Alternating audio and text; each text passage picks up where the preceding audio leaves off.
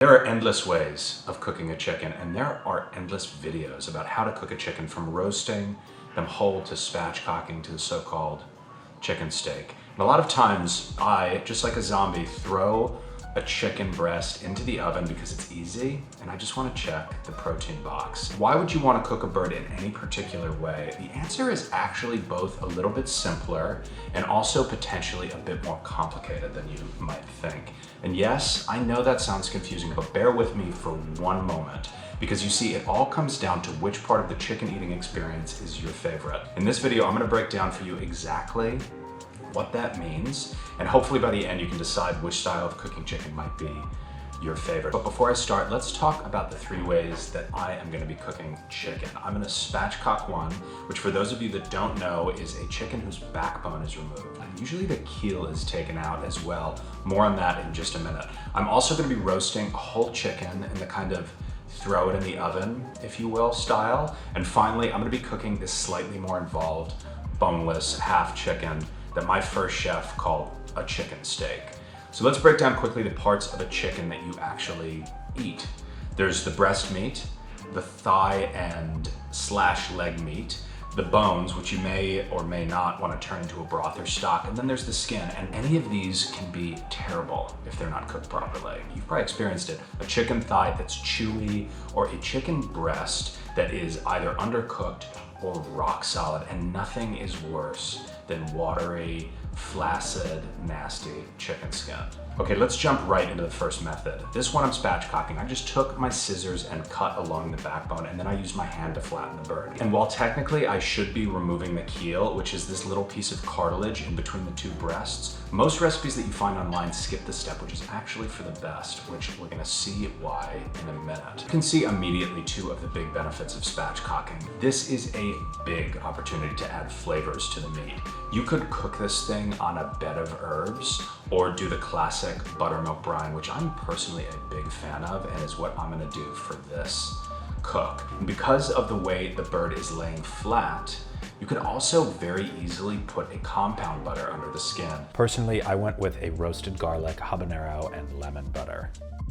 Then I seasoned both sides of the chicken with salt and patted the skin dry, and then I put it directly into a 450-degree oven. And I have a convection setting on my oven, so I'm gonna turn that to high. One thing that spatchcocking really benefits from is basting. So I took some of my leftover herbs, tied them up into a bundle, and basted the skin with olive oil every 10 minutes or so until the skin looked perfect. Obviously, the most accurate way to measure this is with a thermometer, but I have found that with a spatchcock, once the skin takes a really deep golden brown color, you are good to go. And here's another bonus of the spatchcock. This thing looks amazing. I mean, just look at this, it looks delicious. But there is a substantial problem here, and to show you why, let's take a quick diversion into the differences between how you want to cook the chicken breast and the chicken thigh. You see, chicken breast is basically just protein and a small amount of fat and a lot of water. So once you've concentrated some of that water out through cooking and denatured most of the proteins, the chicken breast is ready to eat. And really, the more you cook it, the less bound water it's gonna contain. It's just gonna get drier and harder to chew. Whereas chicken thigh also has protein, and it has more fat, about 10 to 15%, but it also has a lot more of something called collagen or connective tissue, which is very chewy. But if you cook it for a long enough time at a low enough temperature, the collagen will turn into gelatin, which is delicious. So basically, chicken thighs benefit from cooking for a long time, whereas chicken breast benefits from cooking just the right amount of time. And let's take a look at our spatchcock chicken to uncover the problem. This breast is smaller and thinner than this chicken leg, and most of that is because there's a large bone still in the leg, which adds mass and also will insulate the thigh from cooking from the inside out. You can see when I cut into it, the breast is basically perfectly cooked, but the thigh really needs more time in the oven. But on the pluses, this tastes delicious, and the skin is really kind of perfect on a spatchcocked chicken.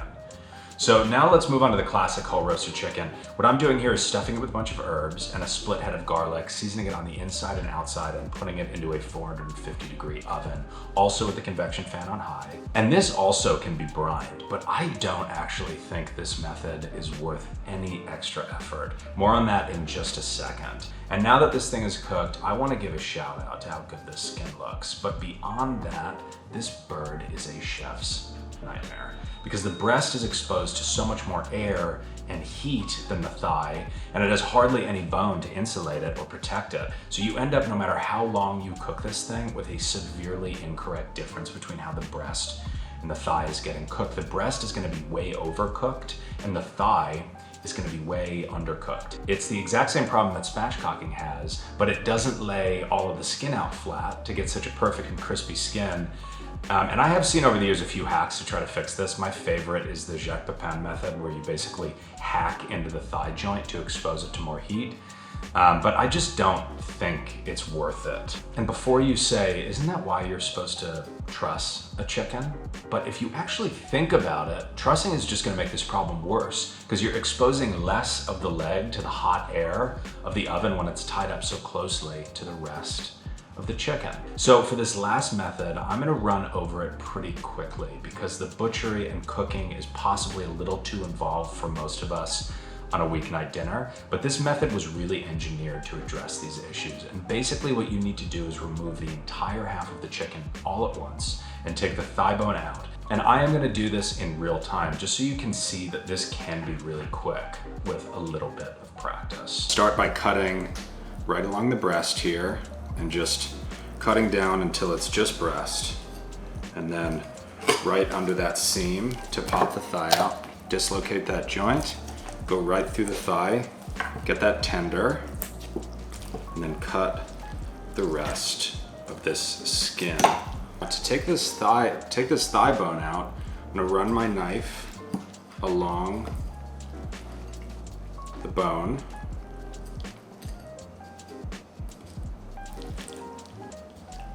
Put my knife right under there, cut it out, and then scrape down.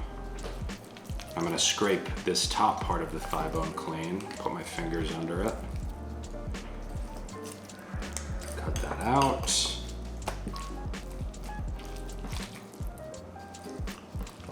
And then take this bone out. Plus here is that this method gives a great opportunity for an oil-based marinade. For me, I had some garlic oil laying around, and I'm gonna put lime zest, thyme leaf, and some smoked chili on it. If you do decide to do this for yourself, don't put anything on the skin that might burn. And then I rendered it skin side down over medium-high heat until the skin was a deep golden brown color, and then put it into a 450-degree oven just until it's cooked. And you know, if you look under the tender and you don't see any pink, that it's good to go. You can see right away the big benefit of this. The thigh is very thin and the breast is much thicker. So the thigh is gonna cook a lot more quickly than the breast, which ultimately will lead, once the breast is fully and perfectly cooked, to a thigh that is substantially more cooked. Ultimately, exactly what you're looking for. And the skin is by far the crispiest of the three. So let's wrap this up. These three methods all offer benefits, although I would argue that the whole roast chicken doesn't offer many other than how easy it is. And while I do really like the pan-seared version, it does have some setbacks in how involved it can be. And it's also messier. It also involves more dishes, which who likes more dishes? So just to circle back to the beginning, what do you want in a chicken? Do you want crispy skin? Do you want deeply flavored meat? Or do you want perfectly cooked chicken breast, perfectly cooked chicken thigh? You can see that each of these methods offers trade-offs for any of these results. But anyway, I have a lot of chicken to eat, so that is all for me. Thanks for watching, and I will see you soon.